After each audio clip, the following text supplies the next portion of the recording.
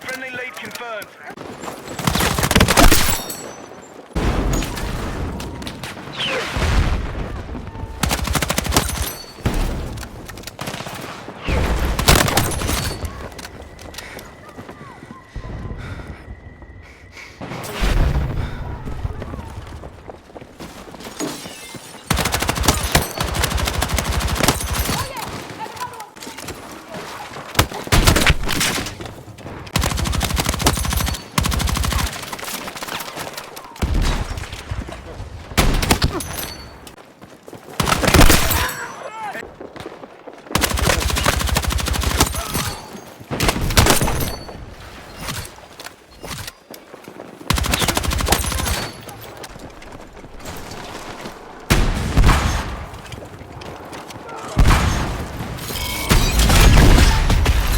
Hey dude, so I wanted to explain what I think every first-person shooter has inherently in its game, either by design or a byproduct created by the player base called rhythm and tempo.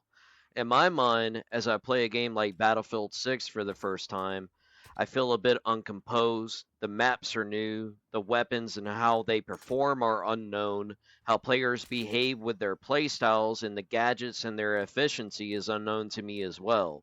This is what I refer to as the rhythm and tempo. Like a song that's already written and composed, rhythm is simply the maps you play on, and every map has a different rhythm. It cannot be rewritten, but it can be altered by tempo. Tempo is what the weapons, players, enemy team, or your team, play styles, and gadgets do. They either raise or lower the tempo of a game. And what I mean by this, have you ever had a game where the enemy team is steamrolling you and your team, or a game where you and your team are steamrolling the enemy? That's the tempo. Yet the overall rhythm stays the same. The map doesn't change itself. The same choke points, camping spots, ambush spots, tight corridors, open fields, all that stays the same. Then you have a neutral flow state where you're not necessarily tone deaf to the rhythm or tempo, but maybe you're a veteran FPS player, so you have habits you fall into when starting a match in Battlefield 6. Maybe you know the map by heart, you have your own tempo, and you don't let the enemy's team or even your own team's tempo affect yours. You are locked into your own tempo, and this is the heart of how I mainly play. I notice many players struggle to achieve positive kill death ratios in Battlefield 6, and I just wanted to talk a little bit about my tactics. Hopefully, that helps you become a better player. I am by no means a professional with a KD of 1.95 and last month's games totaling 2.5 KD ratio on average. However, I do good for myself and have fun, so believe it or not, it feels good to see your team claim a victory more so than what your kills and deaths were. So why the contradiction? Well, it's simple. The better you play, the better you are for your team, the higher the team's chances to achieve victory. However, there is one missing thing to the rhythm and tempo calculation that throws it in the trash bin: your mindset. If you play while angry, sad, happy, or even neutral, it will affect your gameplay. For example, playing angry may make you more aggressive when you need to be patient. Playing while sad may make you not care about dying over and over and over to the same mistakes and feel bummed out about it, till you won't even make changes, you simply call it a bad night and exit the game. Playing happy could lower your guard, but honestly it's better than the latter two. And lastly is neutral. Playing neutral, in my opinion, is the best way to play. No emotion, just you and your crosshair or optic reticle locked in on the objective. It's not easy to stay locked in all the time, but as long as you understand that your own emotions can have a direct result in your gameplay, try to manage them. This is the reason why smack talk is an effective strategy, because it causes players to lose their mindset, which affects their gameplay. You are the hunter, the enemy team is the hunted. Never forget that. And a little secret, I actually play with my in-game chat off and don't turn it back on until the match is over to see what has been said. Stay locked in. Okay, so we talked about rhythm, tempo, and mindset. But what do we do with this info? Let's start with the rhythm. That's your foundation. Rhythm is the map's heartbeat, fixed from day one. Chokes, funneling you into close quarters combat sprays, terrain and hills, waving flanks, or stalling trenches. Open field screaming vehicle rushes or sniper ambushes. Buildings and cover hiding those perfect Overwatch positions. It never changes, no matter the round. First thing, learn it cold before you drop in. Hit the loading screen minimap, that's your cheat sheet. Spot the spawns, try to figure out where random spawns might take place. Look at the bases, the high grounds, buildings. Look at the streets. Ask yourself, where's the natural flow? Like on Empire State, you got a lot of tight alleys and rooftops. It forces a 3D combat rhythm, says push vertical, ambush corners. Don't blind rush main street corridors.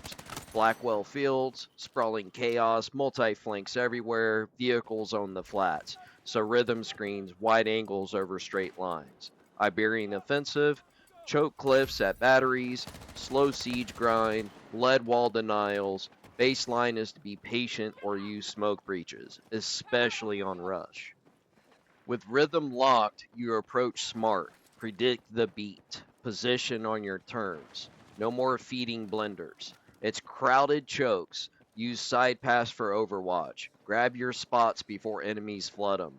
I skip domination A, mid push B every time. Rhythm tells me runners get flanked there, so I preload sound, footsteps, mini-map traps. Result, enemies dance to the map's tune. I dictate the kills. Stack quiet, 1 to 2 pops, observe, kill, move, reset before they adapt to your position. That's rhythm turning noob chaos into veteran gameplay, your baseline for every round. Now, the mini-map is an important tool for gauging both rhythm and tempo. It shows the map layout, rhythm, but your friendly players on the mini-map also gauge how the tempo is going. If the enemy is right up against your teammates, you know it's a very aggressive fight. If the enemy team is far away from yours, you know the area around your team isn't as aggressive and the fight could potentially be more campy and mid to long range. I personally like to use the mini-map to get a feel for where I should head next while playing. I typically do not stick with my team if they are camping, however. I'll watch the direction they are facing and head in that general direction with a flank. Or if my team is camping in the back of the map, I know to watch every other area besides where my team is. This is how the mini-map can show you both rhythm and tempo. Alright, so with rhythm explained to a point, now let's talk about tempo. Tempo is probably the most complicated thing out of this, because you have players who dictate the tempo, speed, of the match. Then you have players both on the enemy team and your team dictating how the match should go, like an unofficial handshake. For example, both sides slinging lead down a street at each other for the entire match instead of flanking or moving around. Or they decide to keep fighting for whoever has the rights to camp a certain spot like a 4-story building. Then you have the players who play at their own tempo, adding chaos to the mix, or they're really easy free kills. There's never going to be a set tempo for any rhythm. It will constantly change back and forth depending on the players. Do not try to get too caught up in the tempo. Over time, you will be able to figure this all out with experience and hopefully develop a playstyle that can combat this chaos in an effective manner. Oh, and remember that tone-deaf player I was mentioning earlier? The ones who set their own playstyle, aka tempo, and sticks to it, those are the guys you gotta watch out for, as they will usually be the ones on the top of the leaderboard being a thorn in your side, because they can see the rhythm and tempo and use it to their advantage without even thinking about it. This comes from practice, repetition of tactics, and twitch-like shots. So how do you get to become one of these tone-deaf players yourself? Or at least a player who understands the rhythm and tempo? Simply by understanding the basics. Understand the map, the weapons, and the gadgets. Learn likely spots that players like to camp from or run to that way. From experience, you can already be cautious about a certain area and be better prepared to deal with the threat if it's likely there. That doesn't mean it will always be a player at a certain window ready to shoot you as you turn the corner, but because of experience, being cautious, and respecting the rhythm, aka the map, you will not blindly run around a corner out into the main street to get blasted down. Instead, you'll crouch slide around the corner behind a car so you can aim up at the window from cover to check before you continue down that street. Everything is cover. It is better to move than to sit and wait for death. Do not put yourself into positions where you're caught with your pants down. Treat every spot like a potential enemy is there and act accordingly. That being said, I like to spend a lot of time in the firing range in Battlefield 6. It isn't as good as Battlefield 4's test range, but it works. I like to start off going to target 1, 2, then 3, and 4. After I can hit those 4 targets fast without spending more than 1 mag on them and get the time down quickly, I'll swap to a random order of targets such as 3, 1, 4, 2. The trick is you don't want to manually aim from target to target. That makes it too simple, and to me, that isn't training or warming up. The secret is to subconsciously move your mouse or joystick to the next target, predict where your reticle or your crosshair will stop when you move your controls. This will train your hand-eye coordination and increase your reaction time and accuracy, especially for close quarters. The reason for this is if you spend too much time thinking about how to aim, the time affords the enemy's player to take you out. You need to practice this so much that it becomes ingrained into your subconscious, where you no longer waste time thinking about your aim. This frees up your mind subconsciously to focus on other threats while you're dealing with the one you are currently engaged with. Ever see videos of guys moving from one kill to the next and the next? These players are not actively thinking, they are reacting like stone cold hunters, taking the target out from one to the next. No thought involved, just pure instinct. Cover is an important thing. Being patient while in cover is even better. We do not pitch a tent and start a campfire there either.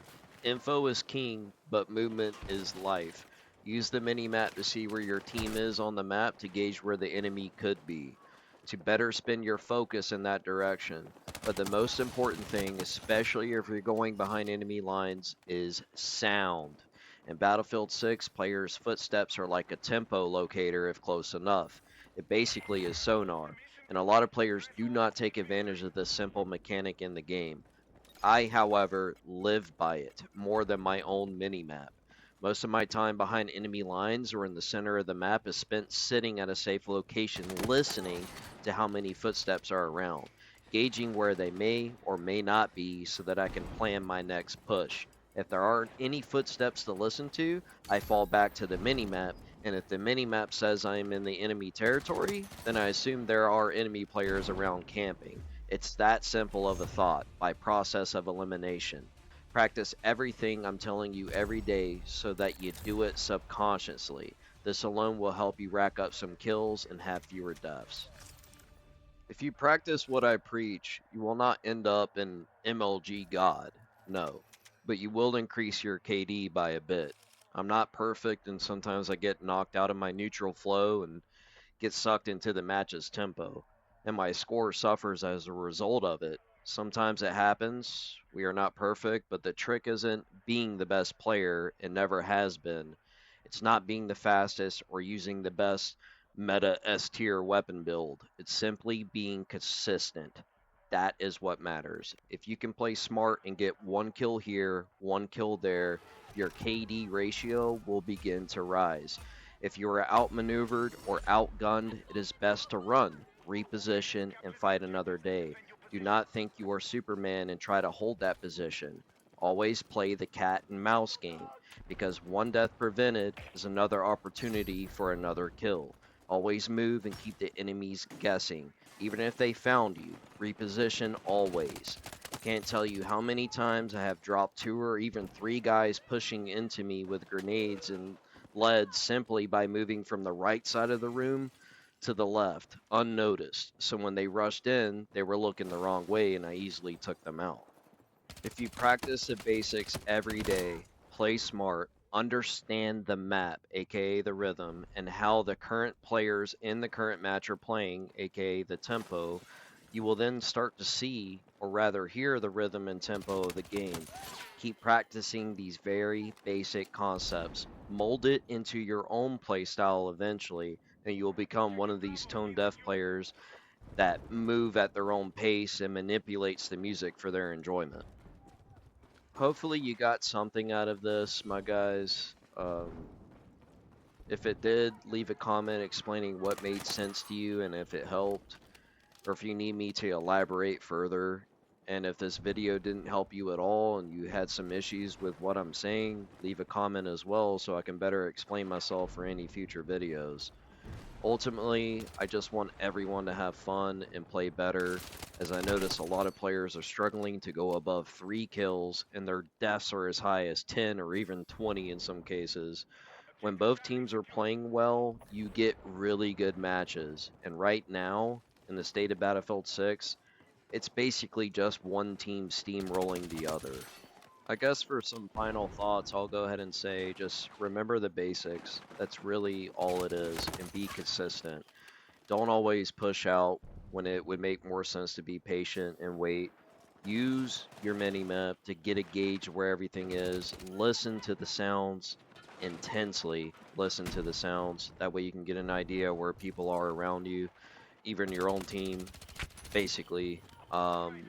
Just don't get too wrapped up in what's a meta build, because honestly, guys, play the gun that you like, mold the gun to how you play.